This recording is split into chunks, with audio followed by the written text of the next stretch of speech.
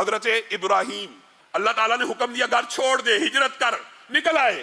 ابراہیم تو نے میرے لیے گھر کو چھوڑا ہے، اب قیامت تک کے لیے جو تیرے رب کا گھر ہے تو اس کا بانی ہے۔ ابراہیم تو نے اپنے بیوی بچوں کو تپتے ہوئے صحرا میں چھوڑا ہے میرے لیے، اب تجھے آگ میں ڈالا گیا ہے، یہ میری ہی بنائی ہوئی آگ ہے، تیرے لیے ٹھنڈی ہو جائے گی۔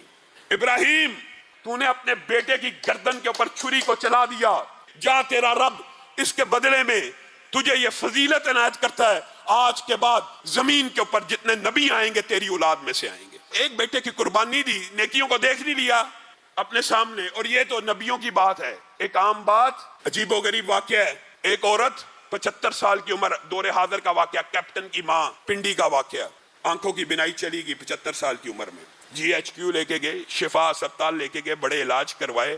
کیپٹن کو ڈاکٹر نے کہہ دیا کہ ہم نے بڑی کوشش کر دی، ان کے پیچھے جو سسٹم ہوتا ہے روشنی دینے کا وہی ختم ہو چکا ہے۔ کہا یہ کیسے ممکن ہے، جب بھی رمضان آتا تھا میں قرآن پاک کی تلاوت کرتی تھی، یہ رمضان آئے گا میں قرآن پاک کی تلاوت سے محروم رہ جاؤں گی۔ ڈاکٹر جو مرضی کہیں، مجھے اپنے رب کے ہاں یہ امید ہے کہ اللہ تعالیٰ میری قرآن پڑھنے کی نیکی کو لکھ رہا ہے، دیکھ رہا ہے۔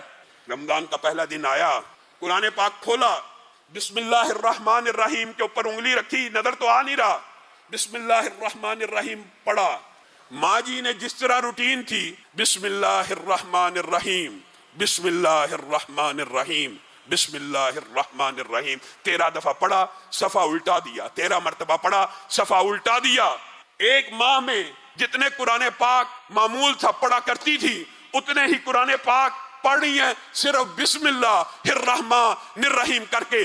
تیسری مرتبہ جب بسم اللہ کے ذریعے قرآن پاک کو ختم کیا، ان کے بیٹے نے خود بیان کیا، میری ماں کی بینائی واپس آ گئی اسی رمضان کے اندر۔ کیا نیکیوں کو بندہ نہیں دیکھے گا؟ اللہ کی قسم، جس طرح انسان نیکیوں کو دیکھتا ہے اسی طرح انسان گناہوں کو بھی دیکھے گا۔ فَمَن يَعْمَلْ مِثْقَالَ ذَرَّةٍ، اگر خیر کے لیے ہے تو وَمَن يَعْمَلْ مِثْقَالَ ذَرَّةٍ شر کے لیے بھی موجود ہے۔ اللہ ہم سب کو ہدایت دے۔